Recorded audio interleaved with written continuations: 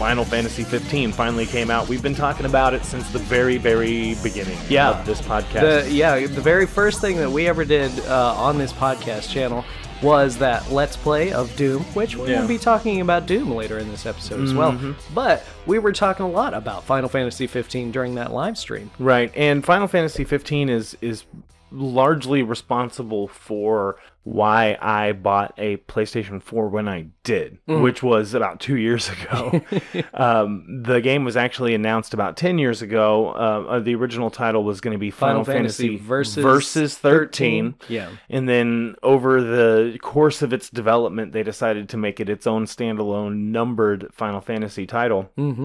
And release dates, pushback, and all this kind of stuff. And finally, it is out. It came out on the 29th. Chris and I both got it, day of release. Yeah.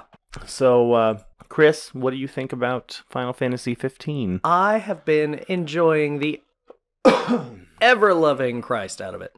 Ever-loving Christ. So have I. And that is the most important thing for this. Now, was it worth the 10-year wait? I think the jury's still out on that. We haven't finished it. Right. It doesn't seem like I want to know what all has changed from the original iteration or the original idea to what we have now, because I'm sure it's been a lot. Well, and you got the big leather-bound the collector's edition strategy guide. Yeah. But in the back of that, excuse me, there's a lot of early concept art and stuff for a lot of the characters, so you can kind of see how they grow and change. But I'm thinking more on terms of like gameplay. So it's in many ways it's a return to form for the Final Fantasy series, but in many other ways it's also a radical departure from the Final Fantasy series. So if you're used to playing the old school games up until 9, I believe,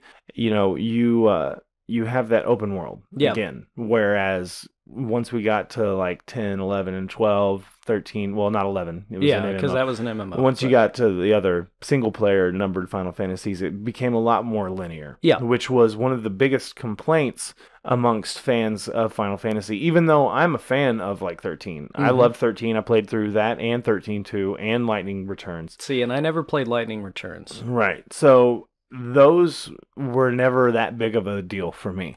My biggest complaint over the course of Final Fantasy is the combat system has evolved and evolved and evolved, whereas I really enjoy like the turn-based strategy of the earlier titles. Yeah. So fast forward to Final Fantasy 15, now we've got this almost like action RPG style combat system. Kind of. There is that whole wait mode thing, which allows you to kind of plan a little bit. And stop what you're doing a little bit and fight, but it does not replace a turn-based combat system, in my opinion. No. In fact, I haven't played it without the wait mode, because whenever I got that strategy guide, it suggested you turn it on from the beginning and leave it on. Exactly. So that's kind of how I've been doing this playthrough. I'm about 30 hours in. Noctis is 47. The rest of my guys are 46. And I believe I'm on chapter 8 or 9. Now, the main difference of this game over any of the Final Fantasy games thus far is the just ridiculous amount of side quests. Oh, yeah. And the ridiculous amount of things that you can do in this game. So, you can fish, okay?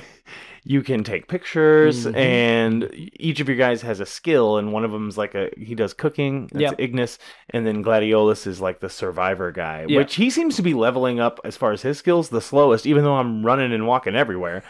Chocobos are back, you can ride them around. It's pretty awesome how they've incorporated that into the story, and it very much, like, it's hard to really explain how I feel about Final Fantasy 15, because it's such a Final Fantasy game, but it's not. That's really accurate, at least. So as story aside, because Final Fantasy has a history of having kind of difficult to follow storylines. And I haven't played through very much of the story section. I've been grinding and doing my side quests. But when we talk about grinding, there hasn't been a single point in the game where I felt like I'm grinding. Exactly. Because I'm just doing all the side quests, and then I'm leveling up through that. And the way, like, the camping aspect of it, where you get your experience points from fighting battles and completing quests. But you don't level up until you rest. Right, until you rest. And depending on where you rest, you can get, like, boosts to your experience. In fact, we were talking earlier, there's a hotel that I found that will triple your experience, but it costs like 20,000 gil to stay there. So I haven't spent that kind of cash yet, because I'm buying because the way I do it, whenever I go into a shop, I want to buy everything. If it's an item that I don't have, I want at least one of them, because you never know. And I've actually been able to complete a few side quests like right then and there, because I've already had the items that they were looking for, which is good. A lot of different characters you run into. There's Dave. Yeah. With the dog tags. Dave Cindy keeps on coming back. Cindy, who is gorgeous. Smoking hot in this game. You had told me that you thought that she was the most highly sexualized character since Riku from Final Fantasy X. I disagree. I think Vanille is more sexualized than Riku. And granted, Riku had like a very special place in my heart, but and Vanille was kind of vanilla for me. Like, I mean, very much in the name. She was just kind of there. She was just a part of that story. I was just, pictured her and Fang had something going on. Fang was kind of hot too. Yeah. But then again, what's the name? I forget. She's also in Final Fantasy X. She's like the black mage. Oh, Lulu? Yeah. Yeah. She was fucking hot too, huge rack. Yeah. And that's the thing. Like, Final Fantasy puts really good-looking women in their games. Well, shoot. I mean, all the way back to Tifa in 7. Yeah. When you saw, like, her the box art and in the strategy guide for that game, very... She's wearing, like, a tank top and shorts.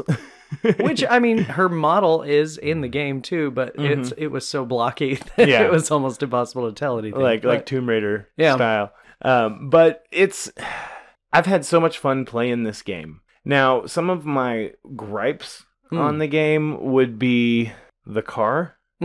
Whereas I've enjoyed doing the missions where you're finding parts to upgrade your vehicle, the regalia. But I think, like, the travel, like, you can drive it, but it's very on rails. Yeah, it is absolutely an on rails. You have a very limited amount of control over the car, and you can steer it and everything, but it's not like a Grand Theft Auto style game where you just pop in and you go. That being said, I kind of like the idea of having a car to take you from place to place. Because it is a very big open world, and if you just had a chocobo, or if you were just on foot, that would make it even harder. Plus, once you reach certain points, you can fast travel to that. But then, you have to make the decision, okay, I could drive for 6 minutes and go outside and smoke a cigarette or browse Reddit, or I could fast travel. Because I kind of like that slow burn of a video game. And I am still, like, even though you can put it into the auto drive mode where Ignis takes over, I still am kind of leery about stepping away from it, because I've driven through that stupid tunnel so many times where monsters have dropped down and stopped the car. So you primarily drive with Noctis then? No, I just let Ignis drive and I browse Facebook. yeah, exactly. And then, every once in a while, Prompto will stop you and like, hey, let's take a picture. And you'll get out and you'll take a picture. Yeah. And I kind of like that aspect of the game, because I've saved like almost 80 photographs. Yeah, I have over 100 right now. And looking back through them, it's kind of like, you're chronicling this road trip. And that's really at the heart of the story, is this road trip and this adventure that these 4 friends are on. Without getting into a lot of the story on the podcast. Yeah. That seems to be the main focus, and it does kind of have that feel to it, and it definitely, the characters are very endearing of the 4. It reminds me a little bit of Final Fantasy X's story, because in 10 you were mainly Titus or Titus. I've heard it pronounced both ways, but Titus. You're on this journey with Yuna so that she can collect all these Aeons so that she can become the Grand Summoner. Right. And that's kind of what you're doing in this one, too. Yeah, with Noctis, and you're collecting all the ancient weapons. Yeah. You know, to fight whatever. Yeah. Who knows? We haven't finished the game We yet. are 24 and 31 hours respectively into this game. What do you think about the dungeons in this game? Because I kind of that feels like a definite like return to more of a original Final Fantasy type game, because I don't recall playing in 10 and 13 where the dungeons were as confusing as some of these dungeons can be. Well, like it reminds me of going back to the original Final Fantasy, that first castle you go to where you beat Garland. Is it Garland? Matoya. No, Matoya. Matoya. It's Matoya's castle, but yeah. Yeah. And it was just kind of confusing, the layout of that. I mean, it was pretty simple, you know, in retrospect, but at the time, it was really kind of a confusing little castle dungeon. But this one is so much more so. Like, I was doing the ice cave. Behind the waterfall? Yeah, the behind the waterfall cave. That was tough. That took me a while. And I kept, like, I didn't have a whole heck of a lot of problems with, like, the ice flow where you would, like, jump down on that and then land in this other area.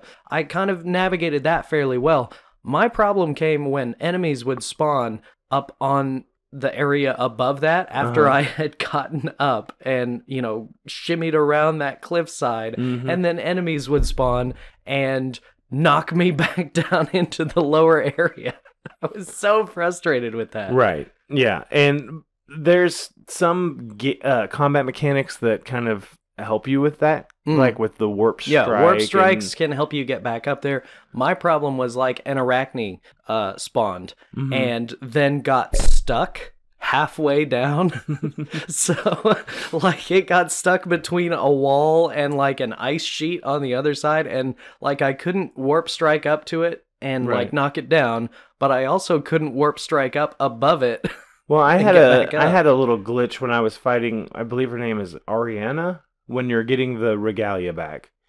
At the end of that, she just kind of shows up. All of a sudden, there's this character that you just have to fight when you're getting the regalia back. No, you don't recall that? No, I had to fight a bunch of Magitech armor things. Right, but after that, you meet her, and it's like when you're in for... No! Okay, never mind. You just jumped ahead a little bit. No, because there is another base that you'll infiltrate after you get the regalia back. And that's where you fight a lady named Ariana. And she kind of like got stuck in this spot and didn't move. Oh, no. So I kept having to like warp strike her and then go out. And then go back in and warp striker. And I've experienced another little glitch in the game too, because whenever I first started playing it, I thought I broke the fucking car. Because it was the first time that it allowed me to have Noctis drive the car, and I was like, I'm gonna see how the driving is. And you know, when you see the little P sign pop up and you park it, well, we got to Golden Key and I tried to park it, and I didn't wait for it to like pull back into the actual parking space, and for some reason I just kept hitting X and we all popped out. And then at that point, like, I had no gill, right? And I got back in the car and I put it in auto, and it was just sitting there, and Ignis was turning the wheel, but it was just sitting there, was not moving. And then finally I went and sold a couple things that I had picked up just so I could get 100 gil so we could tow the car back to Hammerhead. Yeah. So that's how I fixed that. And pretty much since then, Ignis is the driver. Yeah. And I just let him do his thing. So what would be some of your pros and cons of the game? I'm very much enjoying the interplay with the characters. I like everyone involved so far. I like Noctis, I like Gladio, I like Ignis, I like Prompto. I like the 4 characters that we are given. I also like Gladio's sister Iris. She's really cool. Yeah. The villain that I know right Arden. now. Arden, very enigmatic, kind of weird dude. Right, and he was in Kingsglaive, which I haven't seen. But it surprised me when everyone in the party was surprised that he was a bad guy. Wait, this guy's a bad guy? Like, come on, man. You never played a Final Fantasy game before. Exactly. He's clearly the bad guy. But then at the end of that Rescue the Regalia mission, you meet Luna Freya's brother. Yeah, the dude in white. I can't remember his name off the top of my head. It's Ruval or Ruvus or something like that. Yeah, something like that. But he's interesting, and he's apparently incredibly strong because he just knocks Gladio away like a little bitch. Like a little biggity bitch. The villains are fascinating, even though I don't know anything about them. They're still, they're enigmatic enough that I'm still interested in their motivations, what's causing them to do what they're doing. So have you gotten to where you can summon Rama yet? I summoned Rama at the Regalia. And it seems like there's and that was fucking terrifying. Right. All of a sudden, because it keeps telling me the Thunder God Rama has deigned give you ability to summon him. And you kind of have to wait till the prompt shows up. And it seems like there's a specific set of criteria in a battle that has to be met, because I've only been able to summon him like 2 or 3 times in the game. Mm-hmm. There's only a few times where it actually pops up and says summon. And it took me a while to realize that you actually have to hold the button down before you can actually summon him. But yeah, he pretty much fucks everybody up when you get to summon him, which is great. And that's how I won the big battle with the nasty guy in the level 45 dungeon I was playing when you got here. Nice. Yeah. But okay, so it gives you the option to summon him during that fight at the end of the base where you rescue the Regalia. Right. And I was just kind of sitting around like, okay, it says to press or hold the trigger, whatever. I was doing both, and there were still 2 giant sets of Magitech armor that were wrecking my shit. And I was like, okay, well, I guess I'm just gonna kill them myself, because they weren't doing enough damage to actually kill me, because I was way over leveled for this mission. But I killed both of them. And then Rama got summoned, and his giant fucking hand comes in and grabs me, and I'm like, what the is going on? Yeah. So yeah, that's fun, and I can't wait to see the other summons. Yeah, because we have the mark of the Titan or whatever now at this point. Right, and it is a Final Fantasy game, so I expect to see Shiva, Ifrit, and Bahamut, or Bahamut, or whatever the fuck you call it. Yeah. So I expect to see those. Yeah. And hopefully I'll get to see them soon. There is a quest that I picked up after I left Alticia, because there's a point in the chapter that I'm in that Umbra the dog shows up, and then you can kind of see him at rest areas, and he will transport you back to Lucis. So I've been back in Lucis, taking care of some side quests. Right. But when I got back, you get a call on your cell phone, and Cindy's like, hey, there's like an earthquake going on over here. You need to come check it out. So, you go and you kind of investigate, and then it turns out that the mountains over by Hammerhead is actually a shell for a big giant fucking turtle. Awesome. And it's a level 99. And how you fight it, it's the Adamantoise. Yeah. How you fight it is you have to join the hunt from Taka's food place over at Hammerhead. Right. Recommended level is 99. Of course. So that's one of those things that I'm going to have to play till I can even get to the point where I can even try and fight this thing. Exactly. And that's definitely an after the main story kind of mission, Very much so. So even though I feel like I'm in chapter 8 or 9, and I'm sure that I'm probably nearing the end, I know that there's still a lot of stuff left for me to be able to do. Oh, yeah. And that is, you were asking me about pros and cons. Like I kind of got off topic when I was talking about, the group and how much I like all the characters and everything. But that is kind of both, honestly. Both a pro and a con. That there is so much stuff that you can do in this game. Well, I mean, on Final Fantasy 13, I beat it with 60 hours. Yeah. So I'm only halfway through Final Fantasy 15. Now, I've heard some complaints about the just storyline missions being too short. I've also heard some complaints about the combat being too simple. And the spells, and I do have an issue with the way that we do spells in this game. I like the way that, you cast the spell and it can hurt everybody around you and you see the effects of it on the land and everything. I don't like the elemency system. To me, it makes it to where I hardly use spells at all. Yeah. And just use potions, the fucking shit out of potions. Yeah. So, and that's kind of totally way far removed than how I normally play a Final Fantasy game, because I usually rely on like cure spells. Oh yeah. As opposed to using potions. So that's one of those things that definitely makes a big difference. Mm-hmm. Now, some of the pros, as far as I'm concerned, would be like the music in the game. First of all, the actual music in the game is great, but I love how in shops you can buy soundtracks to old Final Fantasy games. Yeah. And you can play them in your car, or you buy the portable MP3 player. Exactly. But I didn't realize that you could buy that in your car. Yeah, you buy it in the car. Where do I go to get that? Because I never really looked at the shop when you go to the car. So that's where you get that. And, a lot of familiar themes that you can hear. And it's nice. Like, you're riding through the continent, and like you hear the prelude for the original Final Fantasy games. Dude, I put on the Highwind music from 7 whenever I'm on a long trip. Yeah. I just put on the Highwind music from 7. Yeah. What's your favorite music to roll around to on your road trip in Final Fantasy 15? By all means, leave us a comment and let us know. That. We're going to wrap up the Final Fantasy 15 discussion here in a little bit. But just, overall, I'm not disappointed in the game. I'm having a blast playing it, and I've been able to log quite a few hours over this last week that I've been off work. It came out Tuesday. Right. And it makes I got it Monday night at 11 p.m. because we're in Central Time. Right. And it makes me really excited for the future of the series. Mm-hmm. It makes me really excited for the Final Fantasy VII remake. Oh, yeah. I'm sure it's going to be very similar. I could see that. So